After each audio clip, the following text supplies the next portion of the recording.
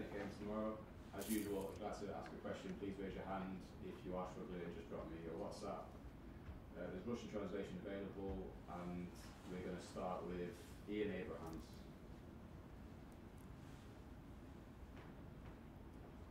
Hi Ruben, how are you? Hi, I'm good, thank you.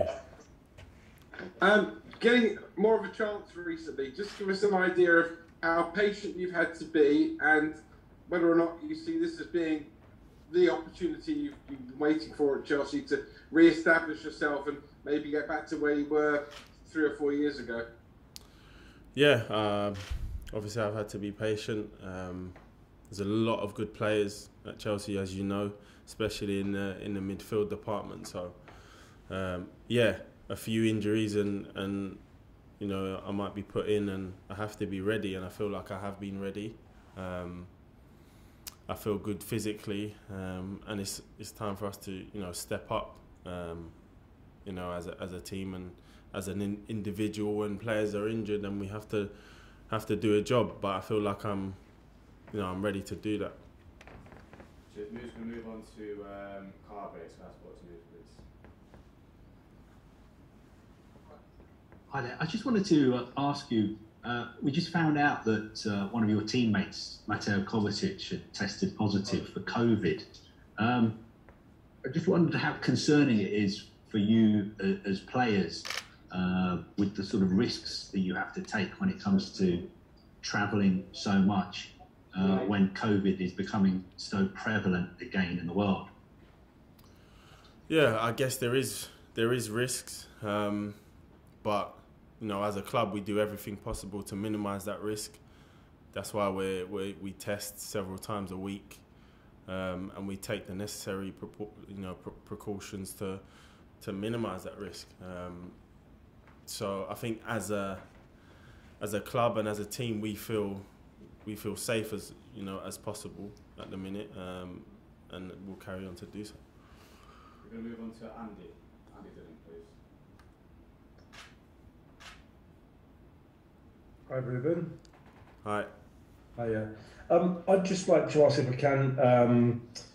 Thomas has been quite sort of blunt about the team performances in the last week or so, and talking about details and mistakes and things like that. And how, I wonder if you could tell us as a professional, how does that creep into your game? How do you go from being on the crest of a wave as you were a couple of weeks ago when you were smashing Juventus 4-0 to suddenly losing concentration at key moments, please? Yeah, I guess that's football. Football changes very quickly sometimes, but I can say that it's not like we've been playing terribly at all. We've just had a few mistakes that have cost us, and we need to take ownership of that. But apart from that, we've been playing some really good football. The results just haven't showed that at all. So it's up to us to keep. So how do you kind of turn that around? What do you do? I mean, he talks about details. I'm curious to know what the details are that he talks about. I think we need to make sure that the basics of our game are taken care of and are sharp. If we keep the basics, you know, at a high level, and the mistakes, you know, low, then that will give us a good platform to win games. Okay, we're going to do 3 more before we end. We've got Adam, Tom, then Jacob. So we start with Adam Newson, please. Do you want to unmute yourself, Adam? Hi Ruben. You're playing in a deeper role than we've really seen you at Chelsea, maybe apart from your academy days. How much are you enjoying it, and what sort of different challenges have you found playing it rather than being further forward? Yeah, I'm really enjoying it, mainly because I'm just on the pitch and playing a lot of football, which obviously I haven't done in the past few years. So just that, I'm very grateful to be fit and to be, you know, available to be picked to play.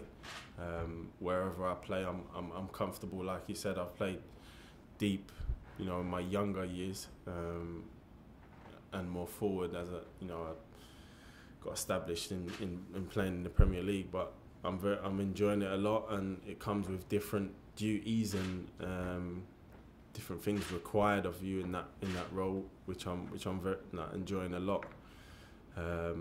So yeah, I'm ready to play. I'm ready to play wherever the boss needs me to. Cheers, Adam. We move on to Tom. Hi, Ruben. Hi. You just said there about the amount of games you're playing at the moment, and I was just wondering whether at the end of sort of the transfer window with Son Aguez coming in and Kante and Kovacic and Jorginho, whether you expected to be playing this much, and whether you could kind of give us a bit of an insight into the conversations you had with Thomas at that time. No, so I came back pre-season and I felt really good. I felt physically fit, the most physical I've been, and that gave me a good platform to do well. Play well, train well in pre-season. I knew it was going to be very difficult with the amount of players they have in midfield and how good the players are. But I always wanted to give it a go and see how things panned out. And it turns out I'm playing a lot, and that's through injuries and doing well when I play. So you can never know how football turns out. It changes a lot. You just have to be ready for it. Cheers, Tom. We're going to end this press conference with Jacob Steinberg, please. Hi, Ruben. Sorry, my camera's not working. When you came back from the from your loan at Fulham, obviously you had got relegated with them last season. What were the conversations with Thomas like when you came back? Was he pretty blunt about what happened at Fulham last season?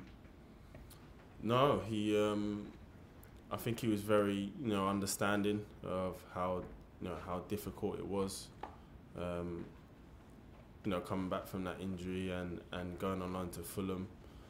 I think we kind of put it behind us and focused on what was happening at that moment, and I felt good coming back pre-season.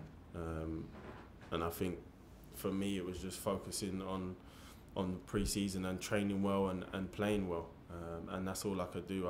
You can't dwell on the past, and Fulham was a difficult spell for me, so I had to put that behind me.